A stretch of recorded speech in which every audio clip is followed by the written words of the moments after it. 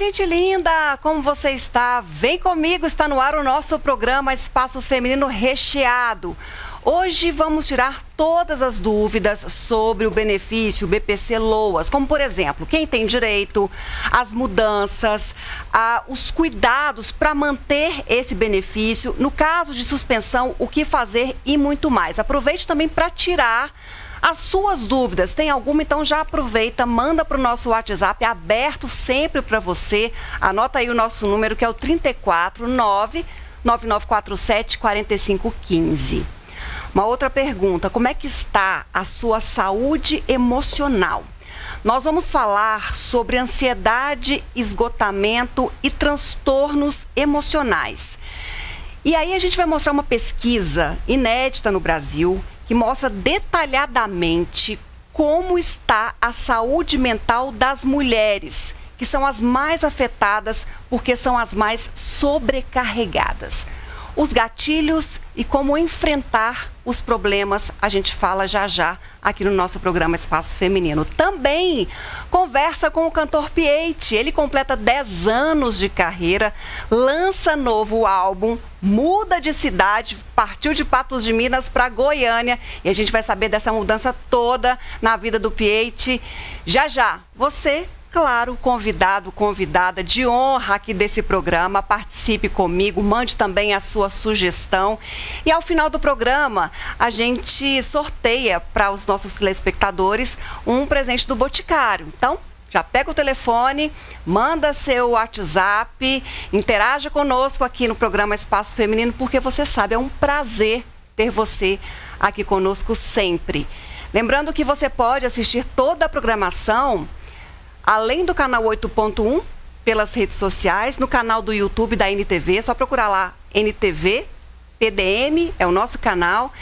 Também, só baixar o aplicativo gratuito, pega seu celular, encontra a NTV, encontra o Pato Já, a nossa FM, baixa no seu celular, porque com um toque você acompanha tudinho e de graça para ficar bem informado, ter conhecimento, informação, que é sempre importante para a nossa vida. Falando nisso, então, vamos começar o nosso programa falando do benefício BPC Loas. E aí eu convidei um especialista para explicar tudo para a gente aqui, o Dr. Rodrigo Barbosa.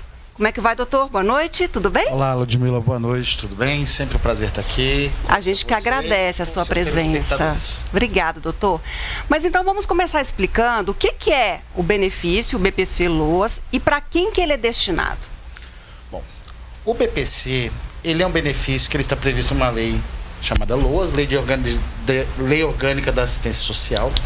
Ele é um benefício destinado para os idosos, aqueles acima de 65 anos, e também para as pessoas portadoras de necessidades especiais, deficiência, e que não tenham por si mesma ou por através de sua família condições de se manter.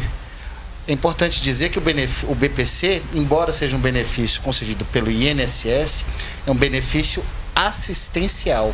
Ele não é um benefício previdenciário, ele não é uma aposentadoria.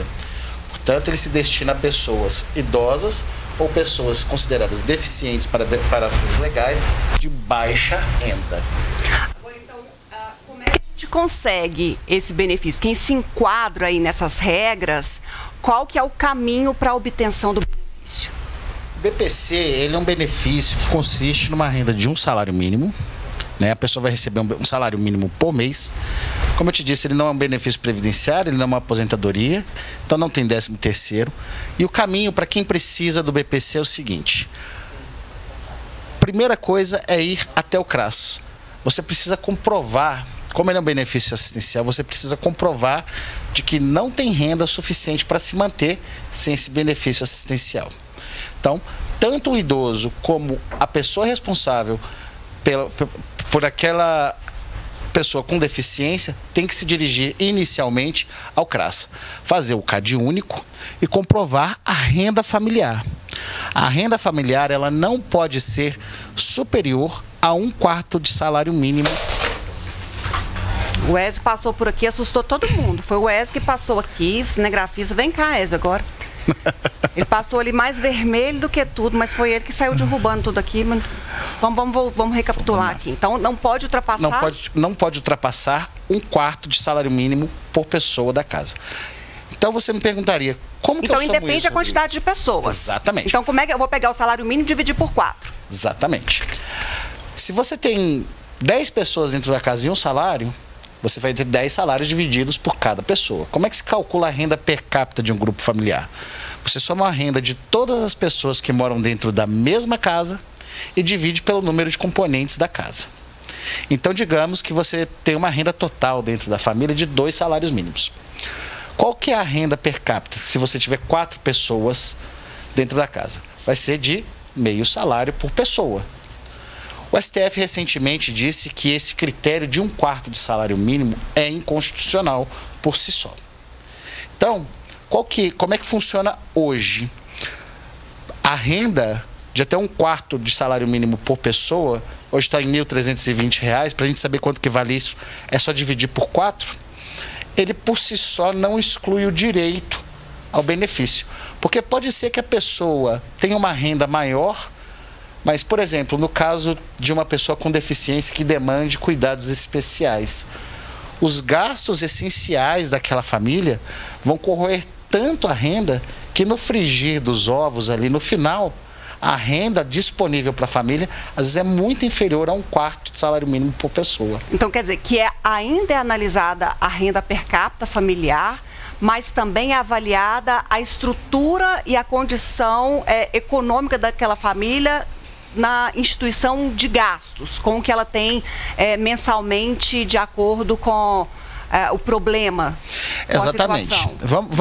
Vamos supor que uma criança que tenha alguma necessidade muito especial e que não e cujo tratamento não é coberto pelo SUS. E os pais, às vezes até com a ajuda de terceiros, têm que arcar com esse tratamento. Muito caro.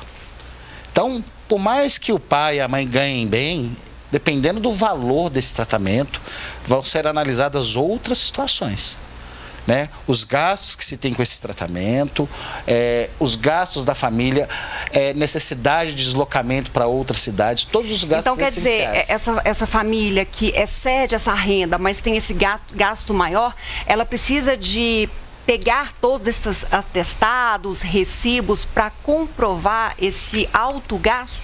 Sim, para aqueles que pretendem ter acesso ao benefício, é sempre importante demonstrar, gente, gastos essenciais, tá? O que são gastos essenciais? São os gastos com saúde, com medicação. Às vezes usa o cartão de crédito, não adianta pegar e trazer para comprovar para o juiz ou para o INSS aquela fatura fechada. Tem que mostrar que o gasto é essencial para a manutenção daquela família e da pessoa com deficiência, por exemplo. No caso do idoso, a mesma coisa. É importante deixar claro que a obrigação alimentar inicial é da própria família. Então, o BPC, ele não é um complemento de renda. A obrigação inicial, segundo a lei, é da própria família. Se a família não consegue, com as próprias expensas, cobrir as necessidades daquele idoso ou daquela pessoa com deficiência, então entra o BPC para ajudar na subsistência daquela família. Agora, o que você disse, né? Podem se enquadrar aí diversas pessoas. Crianças com deficiências, idosos, mas quando a gente avalia esse critério de deficiência, o que é analisado pela lei? Quais são as pessoas que têm alguma deficiência que podem ter acesso ao benefício? Ludmila, eu gosto muito dessa pergunta porque ela quebra alguns paradigmas, né? O Brasil é signatário do Tratado Internacional do Direito das Pessoas com Deficiência.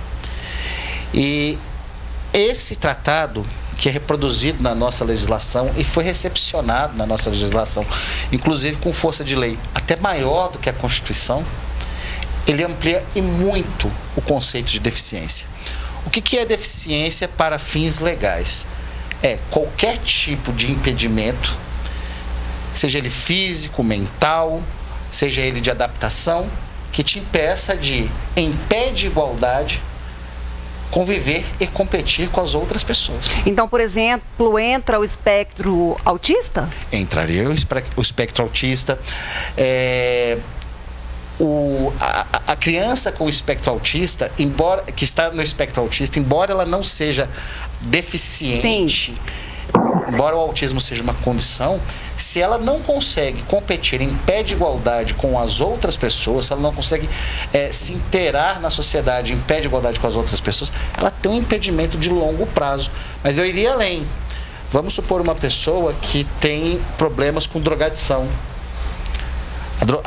O vício em drogas, ele não é um simples desvio de caráter. A OMS já há muito tempo considera isso como uma doença psiquiátrica.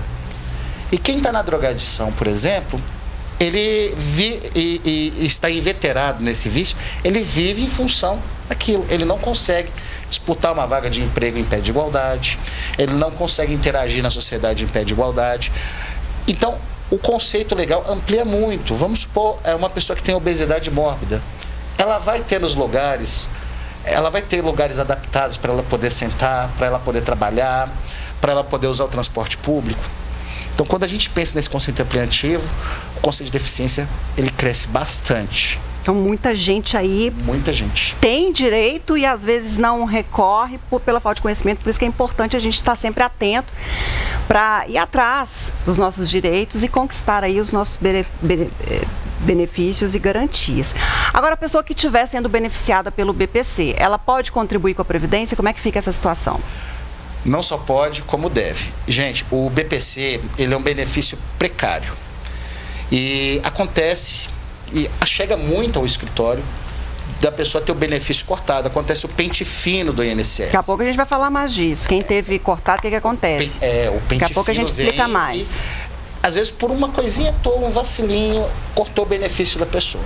O BPC não é aposentadoria, portanto... Então não é pro resto da vida. Não é pro resto da vida. E se a pessoa que é beneficiária falecer, não vai ficar de pensão por morte. Mas a pessoa tem uma garantia de quantos anos ela vai receber a partir do momento que é concedido a ela? Não existe. A qualquer momento pode ser cortado. Então, hoje eu posso, esse mês eu posso receber, mês que vem alguma coisa... O governo encontrou alguma coisa ali, alguma dúvida, pode cortar. Pode cortar, se ele verificar alguma irregularidade. Mas como que o beneficiário do BPC pode contribuir? Nós dissemos aqui, são pessoas ou portadoras de deficiência ou idosos. Então, certamente eles não podem trabalhar. Então, qual é a forma que quem não trabalha pode contribuir? Como facultativo, como voluntário. E aí, quando ele chegar na idade, quando ele chegar... no tempo de se aposentar, aí sim ele terá o benefício definitivo, que é a aposentadoria, com 13º, que não será cortado, um benefício definitivo. Atenção, como facultativo, como contribuinte voluntário.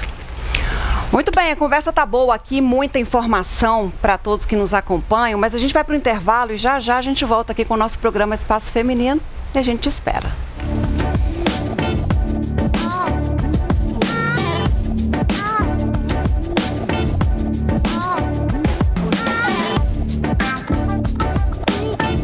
Com o nosso programa explicando tudo sobre o benefício BPC, que é bem mais amplo do que a maioria das pessoas pensa, e você pode ter direito e não sabe. Então fique atento a esse programa. Se perdeu o primeiro bloco, só acessar o nosso site, nossa plataforma ntv.tv.br, ou ir lá também no nosso canal no YouTube, vasculhar tudo e ficar sempre bem informado.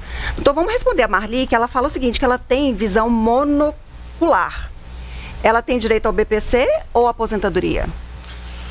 Marli, depende. Se você contribuir para a Previdência, né, você poderá continuar trabalhando e se aposentar como deficiente, que se aposenta mais cedo. Agora, se a sua visão monocular te impede de exercer qualquer tipo de atividade e você não contribuir, aí você terá direito ao BPC, dependendo da análise médica, do laudo médico. A visão monocular foi considerada deficiência para todos os fins de direito. Então tem que analisar no caso concreto como que está a sua vida previdenciária para poder responder com mais certeza essa pergunta. Ok. Então vamos lá. Uma mãe ou um pai tem um filho que recebe o BPC. Ela pode exercer suas atividades laborais, trabalhar normalmente? Então, adoro também essa pergunta, porque muita gente me diz, olha, meu filho recebe BPC e eu não posso mais trabalhar. E sai do mercado de trabalho.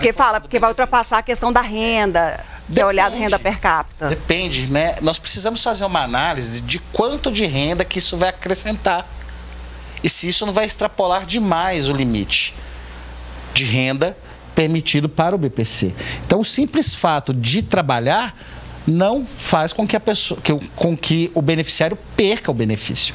Precisamos fazer uma análise, né? E se for trabalhar, nossa, surgiu uma baita oportunidade, pede a suspensão do benefício por um período, depois que sair daquele trabalho. Mas isso é fácil? Quando eu peço uma suspensão para depois retomar, isso é um processo não só é fácil, burocrático, como é um porque a gente sabe ali uma fila gigantesca que é para ter acesso aos benefícios, para ser atendido, para fazer o agendamento, o governo aí fazendo uma força-tarefa, e mesmo assim, muita gente esperando muito tempo para um atendimento, mas quando requer essa suspensão e o retorno, é simples, é fácil?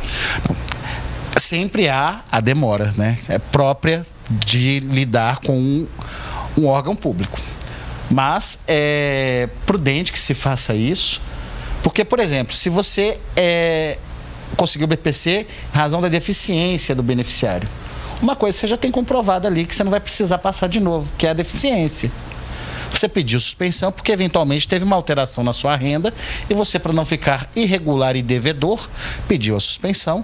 Assim que a situação voltar, a situação de renda voltar ao patamar anterior, você pede a reativação do benefício. Pode ser que demore sim, mas é possível. Ô, doutor, e aí no caso, a gente estava até sentando com relação à suspensão, até porque teve uma mudança, né? O governo há pouco tempo estruturou mudança no BPC, muita gente teve o benefício suspenso, cortado, muita gente desesperada com tudo isso. E aí, quais são os principais problemas com relação aos cortes? E aí, o que a pessoa pode fazer para retomar? Gente, suspender o benefício, a primeira coisa que você precisa fazer é entender o porquê que suspendeu. Acontece muito de... Quem tem o BPC tem que manter o cadastro no CRAS, o CadÚnico atualizado a cada 2 anos. É como se fosse a prova de vida. É porque você precisa provar para o INSS a cada 2 anos que sua renda continua naquele mesmo patamar. E aí a pessoa não vai fazer aquela atualização e o INSS cessa. Ou então porque o INSS chamou a pessoa para uma perícia e descobriu que aquela situação que era caracterizada como deficiência não é mais, também acontece. Agora, tem outros problemas. Digamos que entrou uma nova pessoa no grupo familiar e essa nova pessoa tem renda. Por exemplo, uma mãe solteira, que era ela, mas os filhos dela, e de repente ela se casou. E aí o marido passa a ter o comprovante de endereço junto com a esposa. O INSS vai cruzar as informações, vai ver que houve um acréscimo de renda naquele grupo familiar. É até bom dizer, grupo familiar, gente, não são só parentes não, viu? São todos que moram debaixo do mesmo teto.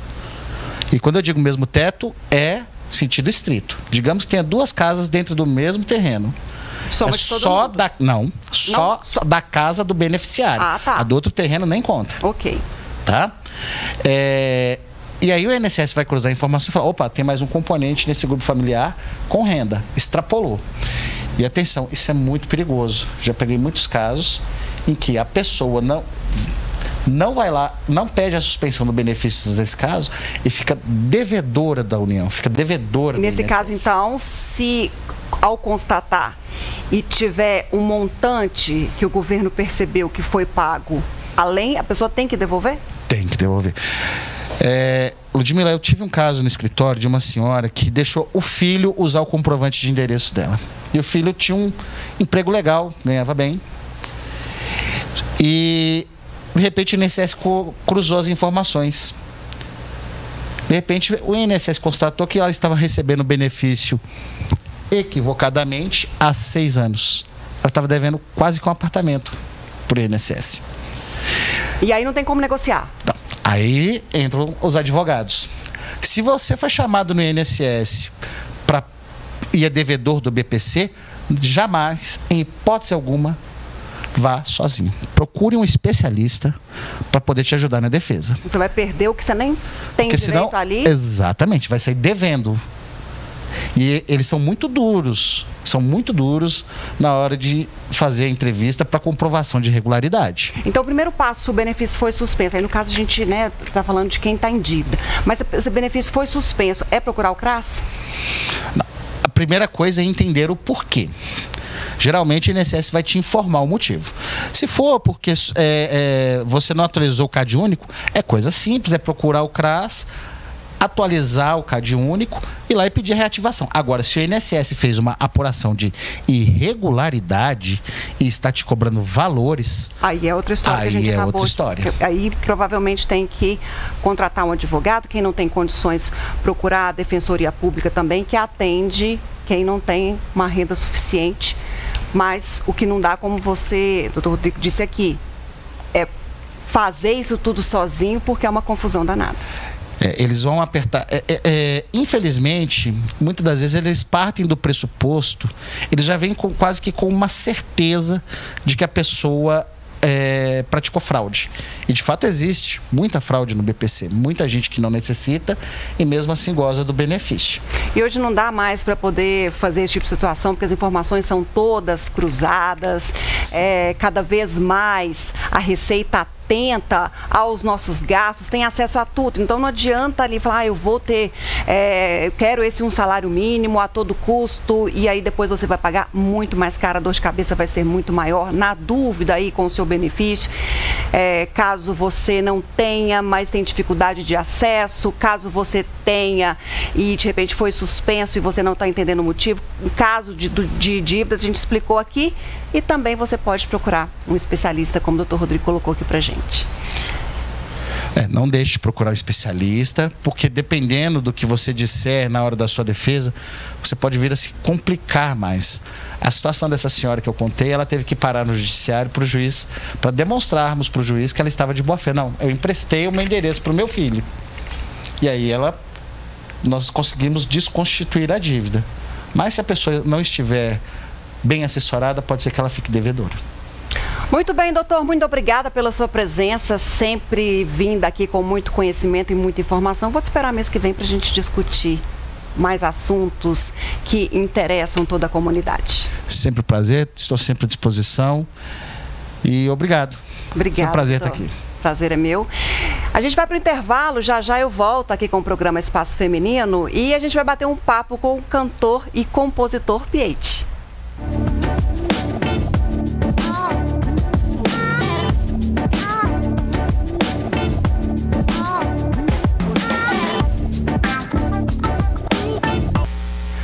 Gente linda, presta atenção nesse recado. Nós estamos em outubro, que é o Outubro Rosa. E o que esse mês significa? Um mês de alerta para conscientização, para rastreamento do câncer de mama. E a prevenção, ele salva vidas e juntas somos muito, mas muito mais fortes. E já que disseminar conhecimento é tarefa de todos nós, o engajamento também tem que ser geral. Por isso, em outubro, em qualquer época do ano, em qualquer mês, não importa. Eu estou lembrando as mulheres à minha volta sobre a importância do autoexame. Afinal, é aquele toque de autocuidado que sempre cai bem. E você, telespectadora, já fez o seu? Então não se esqueça também da mamografia e procure aconselhamento médico sempre que for preciso. Quer ajudar na causa e não sabe como? Então converse sobre o câncer de mama com a sua família, com os seus amigos. É a Prefeitura de Patos de Minas construindo um novo tempo com saúde e conscientização. Agora eu vou conversar com o Piete, que está aqui comigo já ao vivo aqui nesse bloco do nosso programa Espaço Feminino para falar 10 anos de carreira. E aí, sabe o que ele fez? Pegou mala, colocou tudo lá dentro e falou assim, vou embora. Tchau, Patos de Minas, agora eu vou para Goiânia. Não é isso, Piete? Boa noite, como é que você está? Boa noite, gente. Que prazer estar aqui nesse programa tão especial aí para nossa cidade, falando aí com o meu povo, com a minha cidade, os patenses. Então, um grande prazer. E é isso mesmo, 10 anos de carreira. E aí chegou o momento que eu falei, gente, eu preciso dar um passo mais importante, que é, eu preciso amplificar as possibilidades do meu som chegar para a galera. E aí foi quando eu decidi mudar, no início do ano aqui para Goiânia, e graças a Deus que mudei, que tem sido muito bom para mim. Coisa boa, Piete. Deu uma Ah, não, tá. Eu achei que tinha travado, mas eu estou te escutando legal aqui. Ô, Pietty, me conta essa história. Então, você foi de Malicuia para Goiânia, mas o estilo Pietty de ser e de cantar continua o mesmo ou tudo mudou também? Não, continua o mesmo.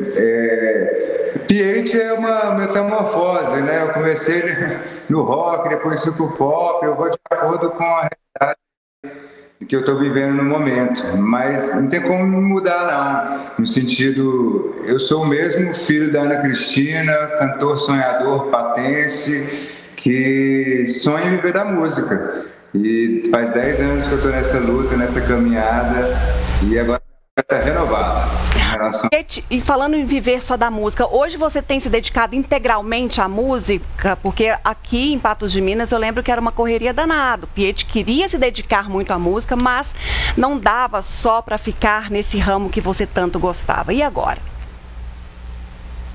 Então, ainda não dá.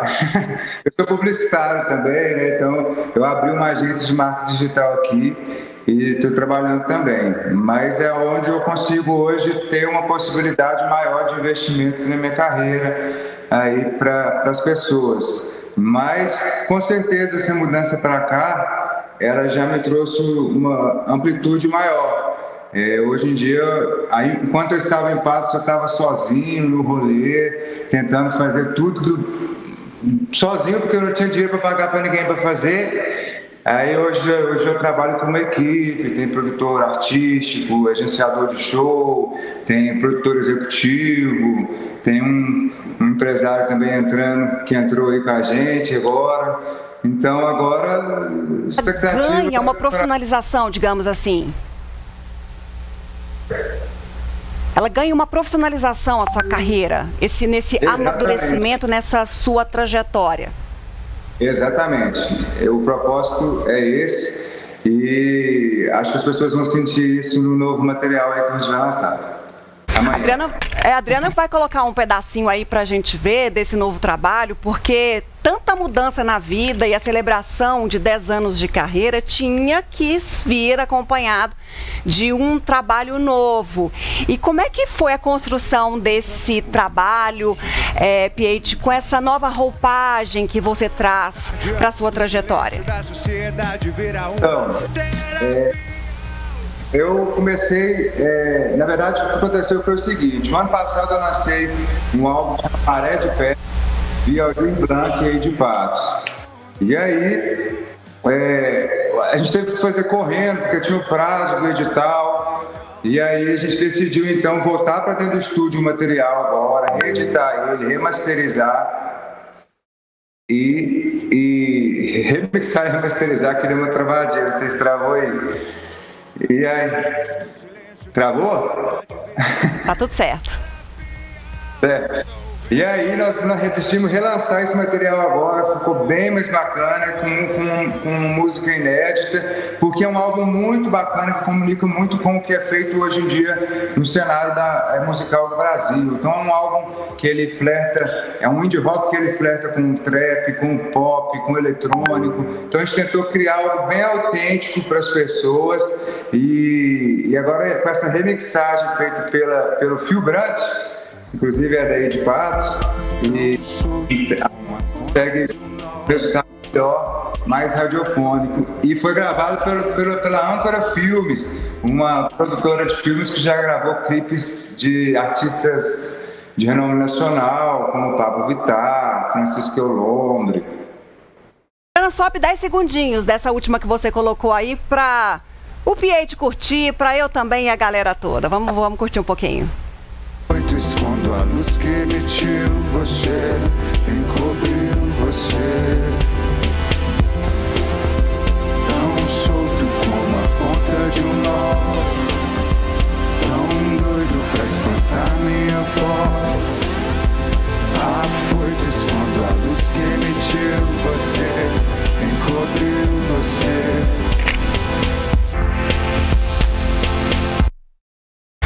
Delícia.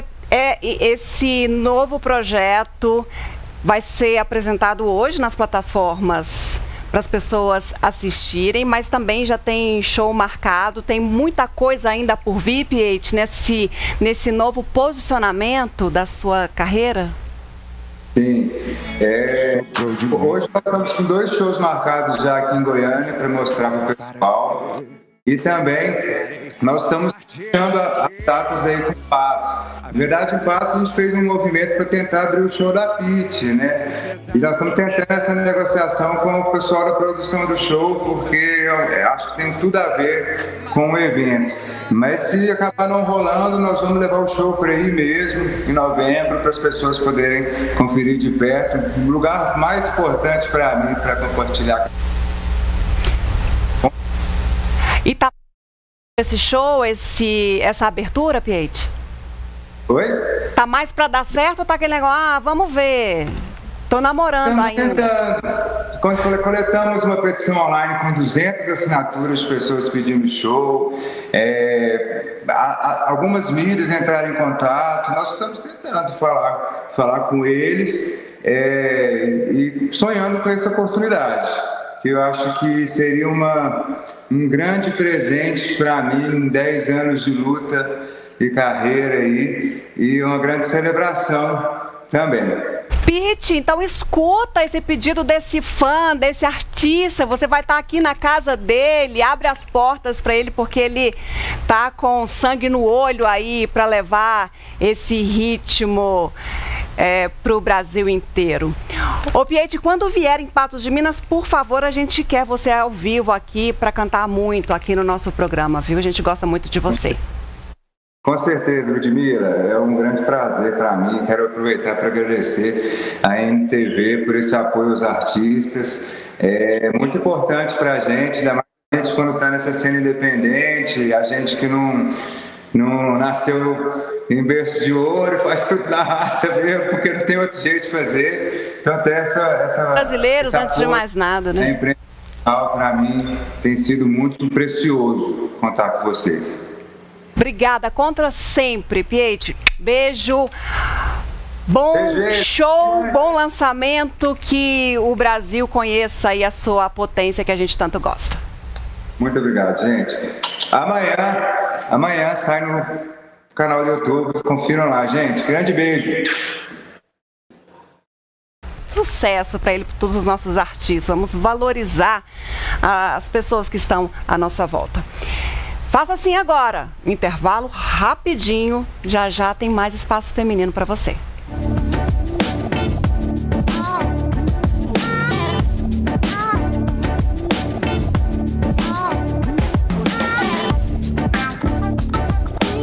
Gente linda, de volta com o nosso espaço feminino, agora para um assunto sério e que afeta muitas pessoas. Nós vamos falar de transtorno mental, de saúde mental, dos diversos problemas que cercam e afetam as pessoas nas atividades mais simples.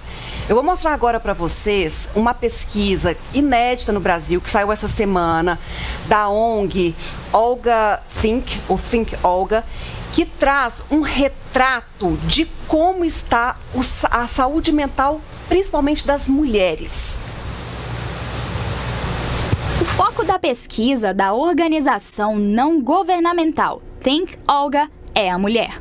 Foram entrevistadas 1.078 mulheres com mais de 18 anos de todas as classes e de todas as regiões do país.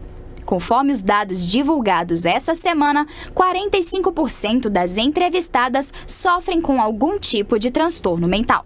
A ansiedade é a mais comum e afeta 6 em cada 10 brasileiras. A depressão aparece na sequência. A situação financeira relacionada à conciliação de diferentes áreas da vida é o que mais gera insatisfação para as brasileiras atualmente e pressiona muito mais a vida de mulheres negras e pobres. Para as que trabalham, o que mais gera insatisfação é a baixa remuneração. No aspecto das relações sociais, o que mais desagrada são as poucas amizades ou amizades tóxicas. No estilo de vida, a pressão por estética. Outro fator que adoece é a discriminação por atitudes machistas. Outro aspecto abordado na pesquisa é a dedicação em tarefas com a casa e com pessoas. Enquanto os homens se dedicam 11 horas por semana, as mulheres mais de 21 horas. A situação é que responsabilidade demais adoece. A insatisfação entre mães solo e cuidadoras é muito superior em relação às que não cuidam de ninguém. O problema é que quanto mais sobrecarregada, mais adoecida. Conforme a pesquisa, só 11% afirmam que não cuidam da sua saúde emocional. 22% fazem algum tipo de terapia. Para 29% das entrevistadas, a psicoterapia é uma solução cara, elitizada e, portanto, inacessível. A maioria aposta em outras formas de manter o bem-estar, como atividade física, prática religiosa e ficar com a família e amigos. Muito bem, para a gente discutir mais, aprofundar esses dados trazidos por essa pesquisa extremamente importantes quando fala, olha, mulheres, a situação é complicada, 6 em cada 10 têm ansiedade. Muitas relataram outros problemas que afetam a saúde mental. Então, o que a gente pode fazer? Como a gente pode identificar os gatilhos de todos esses transtornos e as soluções para tudo isso? Para amplificar e para aprofundar a conversa, a partir desses dados, eu convidei a doutora Dalis Fonseca, psiquiatra. Como vai, doutora? Prazer em tê-la aqui. Prazer todo meu, sempre participar. E converso também com a psicóloga Liliane Souza. Como vai, Liliane? Prazer, Divina. Tudo bem? Tudo bem. Ótimo. Vamos lá, doutora Dalis. Problemas crônicos cada vez mais afetando, e aí a gente traz o foco na mulher justamente pela sobrecarga. Esse é o foco da pesquisa. A mulher acaba assumindo diversas tarefas, essas multitarefas sobrecarregam e aí adoecem mais. Mas por que cada vez mais a gente tem um número crescente de pessoas aí ansiosas, depressivas e com outros transtornos? Então, assim, se for para a gente falar de ansiedade, sem falar do que hoje de informação, a gente está sofrendo uma fase de estresse por excesso de informação, já começa por aí, né? Então, entender que ansiedade todos temos, vamos ter ele no decorrer da vida como uma emoção. Mas qual que é a fronteira, qual que é o limite onde ela se torna patológica, onde que ela repercute, onde ela respinga no dia a dia, na rotina do lidar, no trabalho, na família, nas relações. E as mulheres, né, nesse cenário, eu falo que nós vivemos, a gente é ator e atriz na vida, nesse script. O nosso papel, ele é multi, né? Então, quando eu falo que eu sou mãe, eu sou profissional, eu sou filha, eu tenho que ser amiga, e a gente está sempre ali querendo dar o melhor de si, gastando nossa energia, nosso tempo todos temos, mas a gente não anda tendo tempo livre. E vamos sempre tentar, nesse cenário, achar uma conclusão de como que a gente consegue viver numa saúde mental que não é somente uma ausência de doença, que é também falar de estar positivamente bem, de eu estar bem emocionalmente, de eu estar bem socialmente, para estar acordado de manhã e sair para fazer minhas práticas do dia a dia. Então, quando que essa ansiedade ela se torna um problema? Quando que a pessoa pode perceber e os sinais nela que está além do limite? Que aquilo está comprometendo essa qualidade com a família, no trabalho e até mesmo a gestão dessa qualidade de tempo? Então, entender essa ansiedade como uma patologia é bem tênue, porque quando eu tenho aquela ansiedade que já me causa sofrimento, que tem um prejuízo na rotina, as pessoas reportam, um colega de trabalho, a família começa a reparar que eu estou tendo um sofrimento. Então, a ansiedade é para performar. Eu acordo de manhã, eu costumo dar esse exemplo de que nós somos mamíferos na Terra. Então, a gente tem que ter abrigo, a gente tem que garantir a nossa alimentação. Mas toda vez que eu tenho essa perspectiva que está repercutindo no meu sono, está repercutindo no meu temperamento, no meu humor, estou ficando muito reativo, estou tendo algumas sensações físicas até. A pessoa pode somatizar. Taquicardia, o chão abre, as vistas somem, a pessoa começa até a externalizar, a ponto de parar num hospital, numa crise de ansiedade generalizada. É quando eu começo a imaginar, opa, peraí, eu tenho que dar ter um suporte e, de repente, buscar ajuda. Então, vamos lá. Na pesquisa, as mulheres citaram diversos fatores que contribuem para esse adoecimento.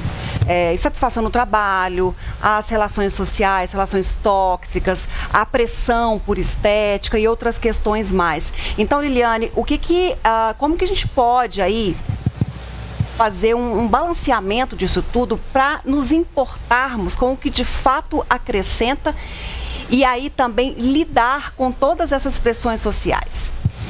Então, Ludmila, o cuidar, ele é uma característica da mulher e a maternidade, ela acaba fixando um pouco também, né, essa característica de cuidar. Então, ao mesmo tempo, a mulher na atualidade, ela cuida da família, ela cuida da casa dos pais e também ela tem uma rotina de trabalho fora. Então, imagina assim, você atender todas essas demandas, todas essas expectativas. Elas sofrem normalmente um nível de sobrecarga muito grande para atender essas expectativas da sociedade de ser a mãe perfeita, a filha perfeita, de ter um corpo bonito, de estar sempre bem arrumada para o esposo. Isso tudo é uma pressão e a própria mulher se cobra o tempo todo também. Além desse... muitas vezes está fazendo mais que a sua obrigação, é isso mesmo, né? Vai lá e enfrenta. Mas desse posicionamento machista, muitas vezes estrutural, o machismo é uma outra questão citada pelas mulheres nessa pesquisa, e a gente vive isso e ainda muito arraigado nessa cultura. Há uma cobrança da própria mulher em fazer uma entrega perfeita. E então, como é que a gente faz esse balanceamento para saber que nós temos um limite, né, que nós temos uma capacidade, e se a gente ficar querendo encarar e agradar e aceitar tudo conforme as pessoas nos impõem e não de acordo com o que a gente dá conta, pode provocar problemas ainda emocionais mais sérios? Sim, as mulheres, elas sofrem bastante com a questão da autocobrança, essa busca, né, de alcançar esse ideal perfeito, né, que se espera dela. Então, assim, nós vamos usar como analogia a máscara de oxigênio. Vamos pensar assim, em uma situação ali de pânico, a ordem primordial é que você coloque a máscara primeiro no outro e depois... primeiro em você, né? E depois no outro. Então, quer dizer, primeiro você cuida de si mesma, para depois você cuidar do outro. Se você não está bem emocionalmente, se você não está bem fisicamente, como é que você vai cuidar de outras pessoas, né? E se essa mulher, ela cuida de todos, ela assume as dores de todos, como que ela vai cuidar de si mesma e quem vai cuidar dela?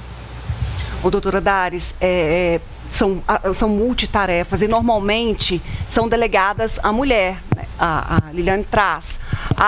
Vai cuidar da casa, vai cuidar dos pais quando esses estão adoecidos.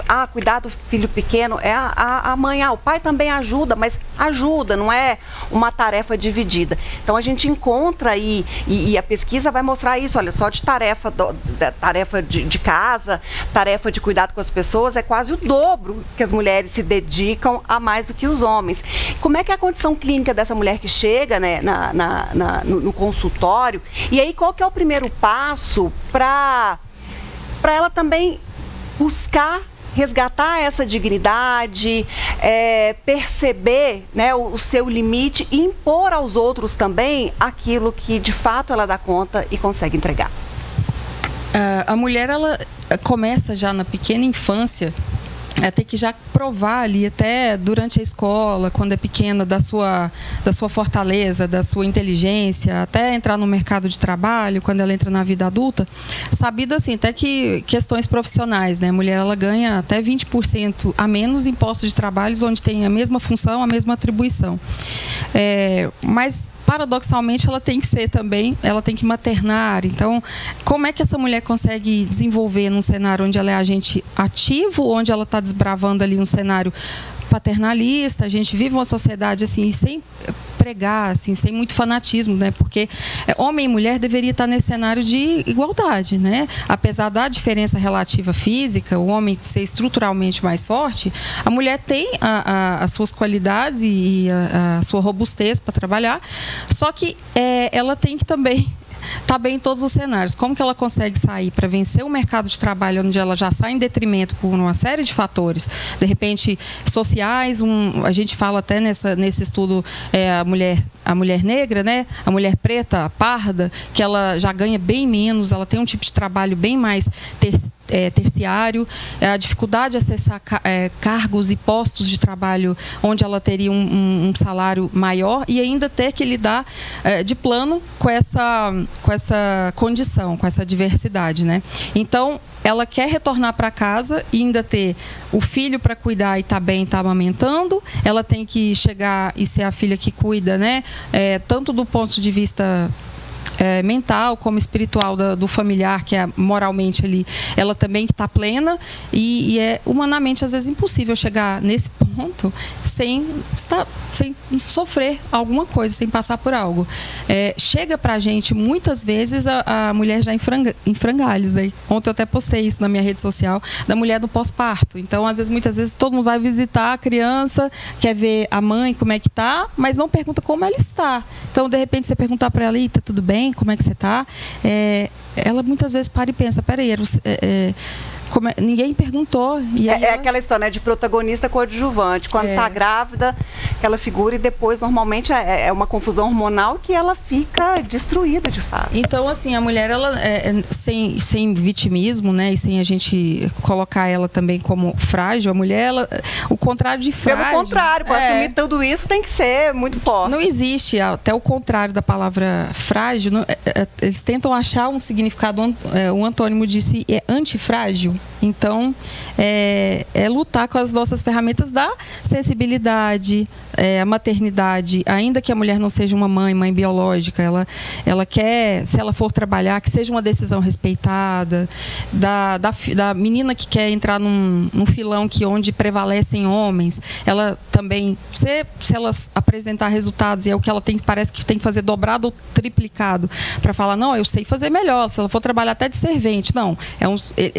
teve uma crítica com a feminista deles falando, olha, vocês sabiam que é o homem que carrega o Brasil, o país nas costas, mas a mulher, até essa questão da criação, foi liberada para sair, até para trabalhar, ela tem a força física ali, então ela vai para esse lugar, aí o que acontece? Ela é vítima de assédio sexual.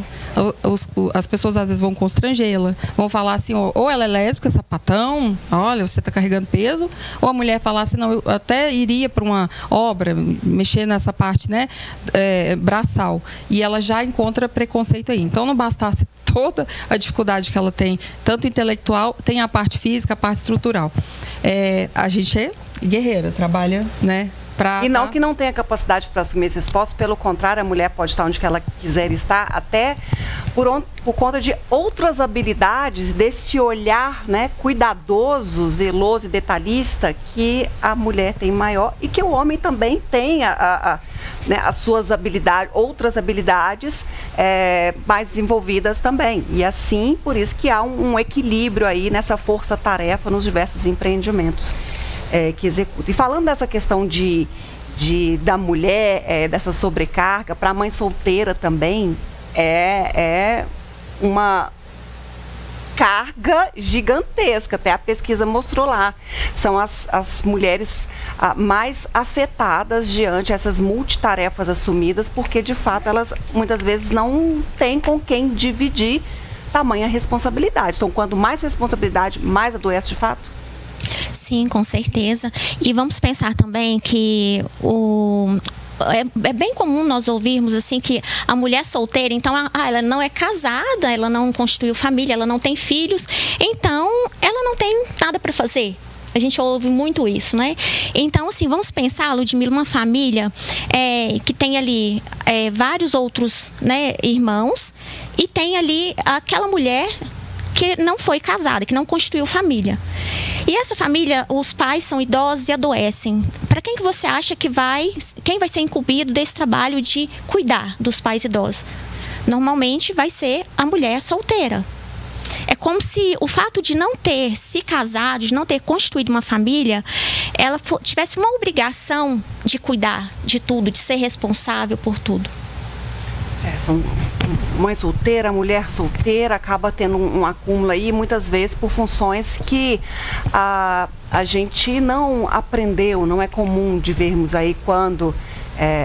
eu estou passando por isso, né, de ser mãe da minha mãe, e aí é pesado, é puxado, não pelo que você dá à pessoa, o que você fornece, mas é porque a gente foi criado uma vida inteira vendo a forma contrária. Quando você tem que assumir esse papel, de fato, é pesado. Mas uma outra questão que essa pesquisa traz, e eu quero a discussão de vocês aqui, é que coloca, olha, muitas mulheres falam, é importante ter acesso a um médico, a uma terapia, mas quase 30% falam, eu não tenho condições de pagar. É uma necessidade, porém eu não tenho condições. E aí essa pesquisa também fala que, olha, o governo tem que enxergar essa situação e fornecer instrumentos para que essas pessoas também tenham acesso àquilo que é necessário para ajudá-las a enfrentar uma situação como essa que a gente está mostrando aqui. E aí eu quero saber de vocês a opinião disso. E aí muitas falam assim, mesmo não tendo acesso ou mesmo fazendo alguma psicoterapia para quem faz, buscam outras alternativas. E aí atividade física é uma das práticas citadas, prática religiosa, estar mais tempo com a família e com os amigos, e isso é suficiente? No engraçado que o fenômeno da pandemia, ela trouxe à tona essa questão da busca do profissional, né, da saúde mental. E a dificuldade, o acesso foi mais evidenciado ainda, em razão do vazio assistencial. A psiquiatria, por exemplo, ela não era uma área, ela era o porão da medicina. Então, sabido que hoje saúde mental, ela equipara aí, ela está no rol hoje das doenças que mais vai matar no próximo século, mais do que doença cardiovascular, muitas vezes mais do que acidente de trânsito, mais do que doenças oncológicas. A gente saber que a saúde mental, ela tem que ter o seu lugar, e quando fala questão financeira, né, o acesso, o Brasil ele está ainda lá atrasado por contradição dos países que tem mais história de ansiedade, de depressão, e sem essa possibilidade de acesso, por exemplo, na política pública, né, no SUS. A gente até dispõe de CAPs, né, que é o Centro de Psicossociais de Apoio, Álcool e Drogas, Transtornos Mentais, mas muitas vezes as pessoas desconhecem, tem um estigma, né, a dificuldade de ir num lugar que é apoio e suporte psiquiátrico, o próprio UBS, que é o posto de saúde, seria também ali uma porta de entrada para esse acesso. Mas toda vez que a gente falar do tratamento saúde mental como um todo, ansiedade, não envolve só a parte medicamentosa, né? Estava até conversando com a doutora aqui no privado antes da gente entrar, que práticas não medicamentosas também, como atividade física, alimentação, tripé, dormir bem, conexão humana de qualidade, porque a gente não faz só antidepressivo, não vai achar que vai ser só alguma coisa, a gente tem que trazer coisas boas. Então, assim, na verdade deveria ser tudo associado. Tudo associado. De repente a gente vai ver o perfil de uma pessoa que ela nem é candidata à medicação, de repente a gente trazer ela para uma terapia com um psicólogo, ela entender o contexto ansiogênico dela, o que é o fator estressor, se ela consegue delegar, se ela consegue deletar. Então, muitas vezes é uma ação, é um comportamento que eu gosto da terapia, porque ele traz esse recurso e eu falo essa ferramenta para ajudar. Só que não pode discriminar também, não vou demonizar se o paciente precisar de medicação. E isso é difícil no Brasil, em razão do valor de medicamentos, mas a gente tem que correr atrás também, se precisar, via SUS, e criar políticas mais ativas. Porque ciente que tem essa, principalmente falando hoje da questão da mulher, né, que é a mais atingida até na ansiedade, nos níveis aí proporcionalmente, a depressão. Qual seria a via dela procurar e se existe. Então, buscar mais essas políticas de implementação, de mais suporte, mais finança, né? A gente falar que a verba da saúde mental ela foi totalmente relegada. Assim. Agora está vindo mais à tona essa questão do CAPES e tudo, mas teve época, assim, a gente não acha, às vezes, hospital para internação, esse cuidado de informação. Gente, a psicoeducação, ela já começa só da gente estar aqui agora falando sobre isso. Então, o estigma, aquele preconceito, o receio de de buscar, quando começa de eu falar, gente, eu vou no ginecologista, eu procuro um cardio, eu procuro qualquer outro profissional, por que eu não vou falar de quando eu não estiver bem, o que eu posso otimizar, onde que eu posso melhorar? Começando com essas práticas simples, que às vezes não vai gastar tanto financeiramente, mas me faz eu tenho iniciativa, eu saí daquele a zona de conforto ou esse mecanismo de defesa que me faz ficar mais na passiva. Uma outra questão também que nós temos, além da falta de condições financeiras para custear um tratamento, né, doutora? Inclusive nós estávamos conversando sobre isso, sobre custear um tratamento psicológico ou psiquiátrico, também pensar que a mulher, ela é multitarefa, Ludmila. Então, qual o tempo que essa mulher tem para cuidar de si mesma?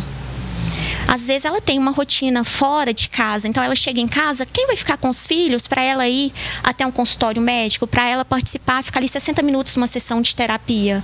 Então, assim, são diversos fatores, né, que englobam tudo isso.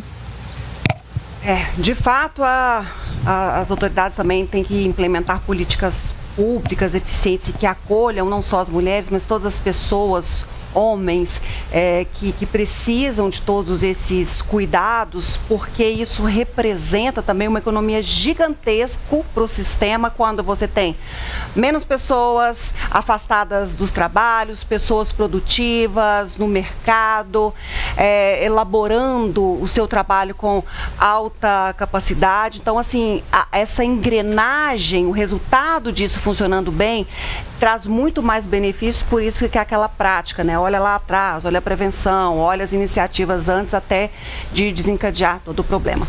Quero agradecer muito às duas pela presença aqui no nosso programa. Obrigada, sempre à disposição. Diane, voltem sempre. Viu? Muito obrigada.